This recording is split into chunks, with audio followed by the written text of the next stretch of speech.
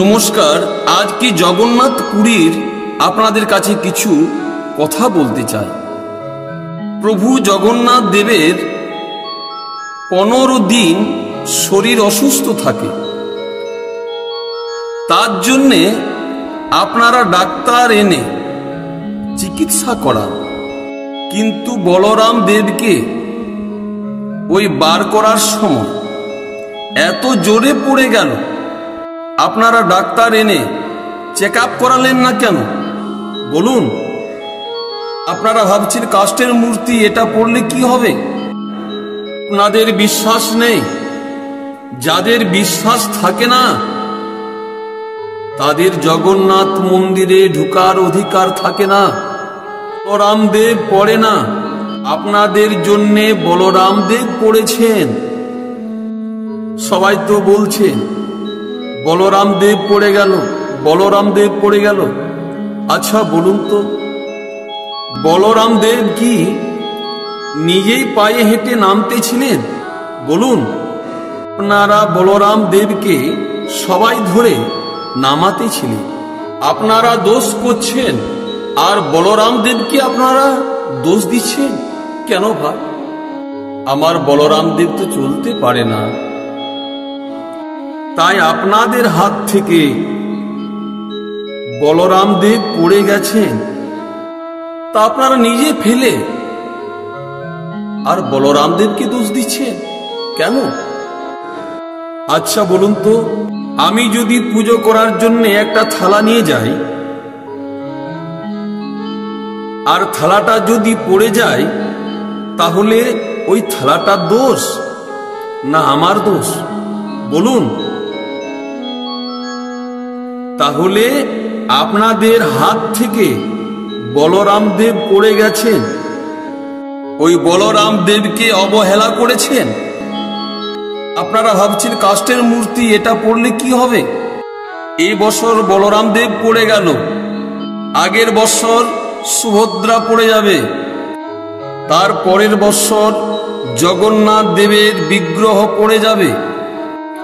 আপনারা ভাবছেন কিছু হবে না, দেখুন কি হয়। শাস্ত্র দেখুন।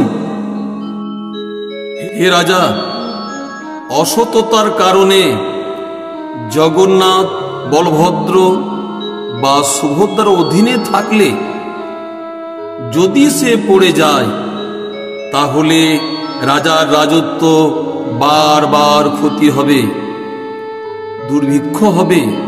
আপনারা জগন্নাথের পুজো সেবা করেন সবার মঙ্গলের জন্যে, তাহলে আপনারা এত বড় ঘটনা ঘটালেন কেন? আপনারা যাই খুশি তাই করবেন। আপনারা নিজেই রথ তৈরি করেছেন আর নিজেই চাপছেন। আপনারা জগন্নাথের পুজো সেবা করেন, তার জন্য কি আপনারা ভগবান হয়ে গেছেন? জানেন, যেখানে ভগবান বসে সেইখানে আমাদেরকে বসতে নেই। হিরণ্যকশিপুরের কথা শুনেছেন?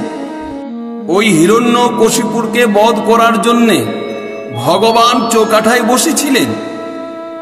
তার জন্যে বয়স্ক মা বাবারা এখনো বলে, ওরে চৌকাঠাতে বসতে নেই, কারণ যেখানে ভগবান বসে সেখানে আমাদেরকে বসতে নেই। যে রথে আমার প্রভু জগন্নাথ দেব বসে আছে, সেই রথে আপনারাও বসে আছেন।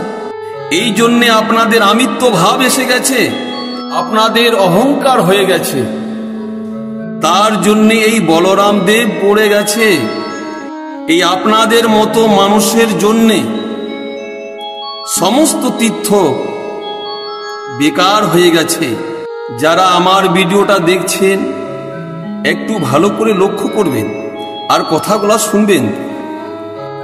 যাদের হাত থেকে বলরাম দেব পড়ে গেছে, আজকে যদি রাজার আমবল থাকতো তাহলে সঙ্গে সঙ্গে কারাগারে নিক্ষেপ করতেন, কিন্তু এখন তো রাজার আমবল নেই।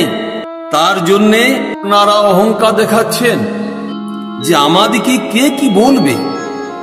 তবে আমি সবার কাছে প্রার্থনা জানাই, যাদের হাত থেকে আমার বলরাম দেব পড়ে গেছে তাদেরকে 3 বছর ওই জগন্নাথ পুরী ধামে যেন তারা ঢুকতে না পারে, তবে তারা বুঝবে, তবে তাদের শিক্ষা হবে, আর কোনোদিন ওই বলরাম দেবের বিগ্রহ মূর্তি আর পড়বে না।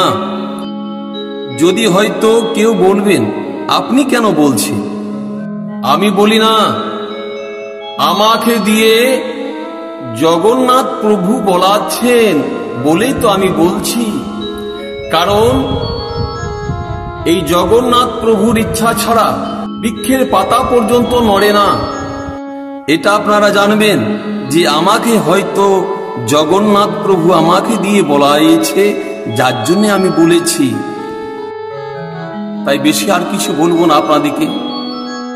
যাদের হাত দিয়ে আমার বলরাম দেব মাটিতে পড়ে গেছে তাদেরকে এই 3 বছর জগন্নাথ পুরী ধামে ঢুকতে দেওয়া নিষেধ। নমস্কার।